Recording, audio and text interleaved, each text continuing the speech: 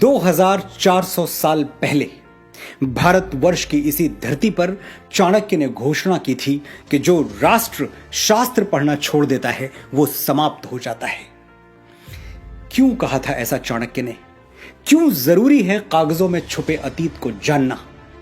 क्योंकि अतीत को जाने बिना भविष्य निर्माण की कोई संभावना है ही नहीं। जो देश अपना इतिहास भूल जाता है उसका भूगोल अपने आप समाप्त हो जाता है। जो लोग भुला देते हैं तारीख को अपनी, उन लोगों का ज्योग्राफिया बाकी नहीं रहता। पिछली कई सदियों से हमने अपने इतिहास की जमीनें लावारिस छोड़ रखी हैं। हम न उन जमीनों की ओर देखते हैं, न वहां जाते हैं, न परवाह करते हैं कि हमारे बाप दादा की जमीनों में कौन सी फसल बोई जा रही है और वो फसल कौन बो रहा है, किस नीयत से बो रहा है या फिर किस बदनीयती से बो रहा है। कहीं ऐसा तो नहीं कि हमारी उपेक्षा कुछ शैतानी ताकतों के लिए मुंह मांगी मुराद बन गई और उन्होंने गौतम और नानक के इस जमीन में कलंक के बीज बो दिए। बिल्कुल यही हुआ है। तभी तो हम इस हद तक ब्रेन वॉश्ड हो गए कि अचानक हमारी प्री प्राइमरी टेक्स्ट बुक में गा से गणेश हटा के गा से गधा लिख दिया गया और हमारे माथे पर बल तक नहीं पड़ा। हमारे घर तक आने वाली सड़कों के नाम भी किसी अकबर, हुमायूं, जहांगीर जैसे ग्लोरीफाइड डकैत के नाम पर रख दिए गए और हम रिबन काटते हुए मौका परस्त नेताओं को देखकर तालियां बजाते रहे।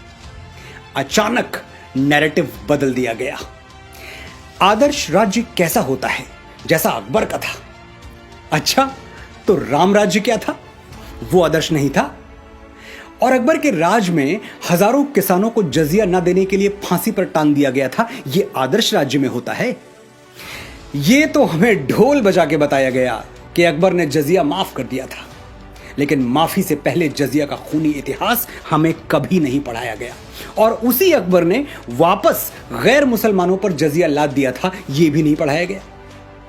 चित्तौड़गढ़ में 30,000 सिविलियंस को जिहाद के नाम पर काट डालने वाला आदर्श राजा था। आगरे के किले के सामने मीना बाजार लगवाने वाला जिल्ले इलाही था। जिल्ले इलाही यानी खुदा की परछाई। यह कौन सा खुदा है जिसकी परछाई इतनी काली है? मुझे अफसोस होता है जब मेरे कुछ मुसलमान भाई मुगलों और तुर्कों की तरफ उठने वाली उंगलियों को इस्लाम की तरफ उठने वाली उंगली मान लेते हैं और उसके खिलाफ हो जाते हैं। जागिए, आप अकबर के वंशज नहीं हैं। आपके पूर्वज वही हैं जो हिंदुओं के हैं। आपका इतिहास वही है जो हिंदुओं का है। और अकबर ने तो इस्लाम को जड़ से मिटा देने के लिए कोई कोशिश बाकी नहीं रखी। पढ़िए इतिहास, समझिए दीन इलाही को। आप जान जाएंगे कि अगर अकबर का बस चलता तो इस्लाम का नामो निशान तक बाकी नहीं रहता। अपने हीरोज और विलेंस जात पात से ऊपर उठकर चुनिए, जो इस महान देश की परंपरा है। रावण कौन था? एक ब्राह्मण था। भगवान ब्रह्मा की डायरेक्ट ब्लड लाइन में जन्मा था। लेकिन आपने किसी ब्राह्मण को रावण की स्तुति करते हुए देखा है? हम सिर्फ इसलिए रावण को हीरो बना दें कि वो हमारी जाति का था, इतना छोटा नहीं सोचते हम। रावण खलनायक था और हम रहती दुनिया तक दशहरे में उसका पुतला फूंकते रहेंगे। और हम ही नहीं, हर जागा हुआ समाज यही करता है। अपने नायक और खलनायक बड़ी सावधानी से चुनता है। हिंदुस्तान में एक बहुत बड़ा तबका महमूद गजनवी को हीरो मानता है। ये लुटेरा अफगानिस्तान के एक छोटे से गांव गजनी से आया था और भारत पर इसने बेतहाशा जुल्म ढाई। सोमनाथ का पवित्र मंदिर हमारी आंखों के सामने लूट लिया और हम खड़े देखते रह गए। तो होना तो यह चाहिए था कि अफगानिस्तान गजनी को शूरवीर मानता और उसके नाम पर मॉन्यूमेंट्स बनवाता।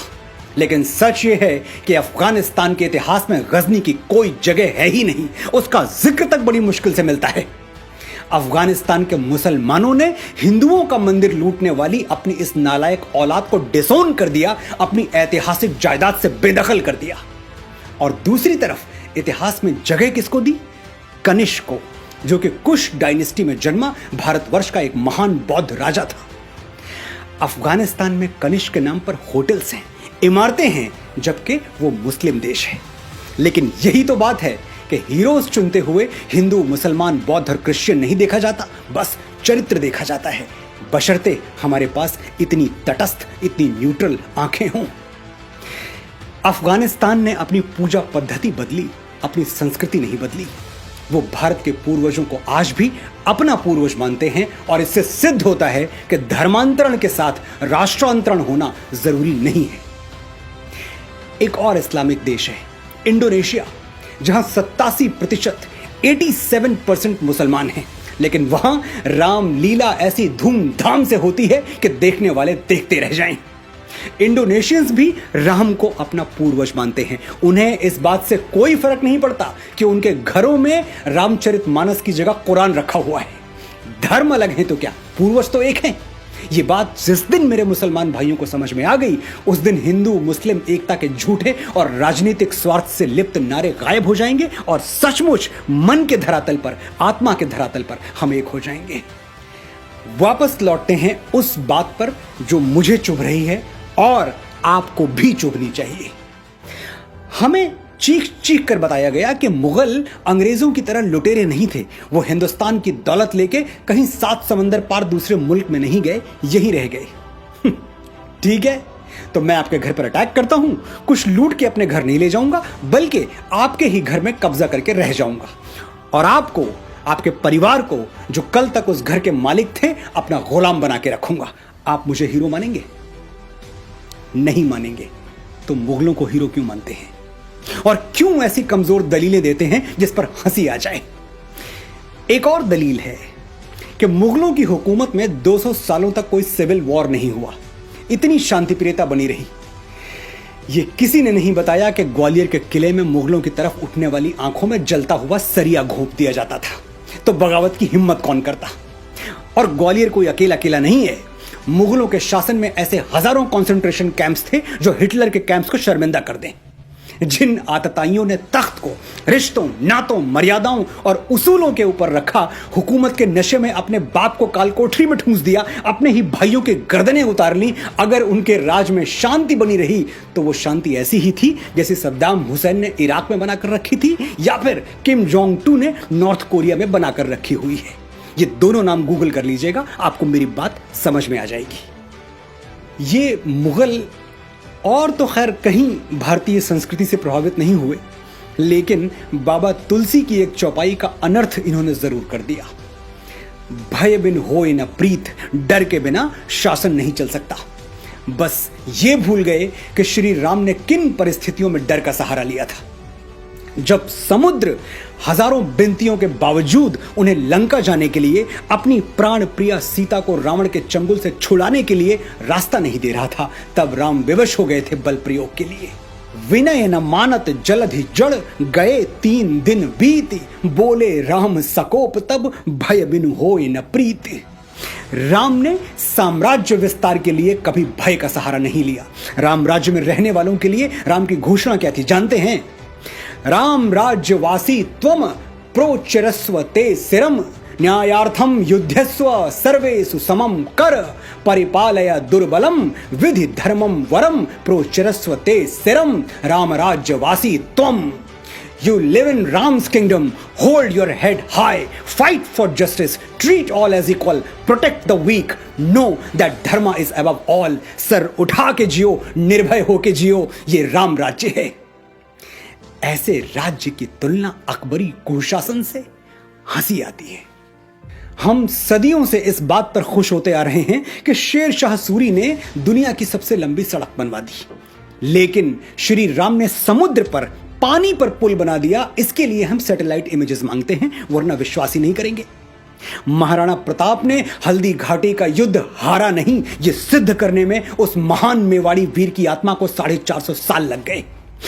उस दिन हल्दी घाटी में वो राजपूत कुलद्रोही मान सिंह तो महाराणा को नहीं हरा पाया, लेकिन हमारे अविश्वास ने हरा दिया। और महाराणा कोई अकेले नहीं है। पता नहीं अपने कितने वीरों को हमने गुमनामी की अंधी सुरंग में एड़ियां रगड़ के मर जाने दिया और उन जालिमों को झुक के सलाम बजाते रहे जिनके दुष्कर्मों से भारत मां आज भी खून के आंसू रो रही है। समय आ गया है कि हम अपने गिरेबान में झांक कर देखें। जयचंद के नाम पर हम थूकते हैं, लेकिन एक पल के लिए ठहर के सोचिए, कहीं जाने अनजाने हम भी अपनी संस्कृति और सभ्यता के जयचंद तो नहीं बन रहे, उससे छल तो नहीं कर रहे। मैं प्रेम के मीठे गीत लिखने वाला एक साधारण सा लेखक हूं। आज मेरी बातों में आपको क्रोध और कड़वाहट नजर आई होगी, लेकिन मैं इसके लिए क्षमा प्रार्थी नहीं हूं। मेरा ये क्रोध अगर करंट बनकर आपको नींद से जगा दे तो मैं इस क्रोध का आभारी रहूंगा। मुझे खुद जागने में कई बरस लग गए, आप इतना लंबा समय ना लें। मेरे अनुभवों से सीखें, सच्चे इतिहास के दबे हुए स्वर गुंजायमान करें, अपने बच्चों के लिए सही आदर्श, सही नायक छोड़ें, झूठे नायकों के मुखौटे उतार के फेंक दें, अपनी विरासत को माथे से लगाएं और इस धरती मां का ऋण चुकाएं जहां मैं और आप बीज बन के फूटे हैं और एक दिन राख बनकर समा जाएंगे। जय भारत, जय भारती।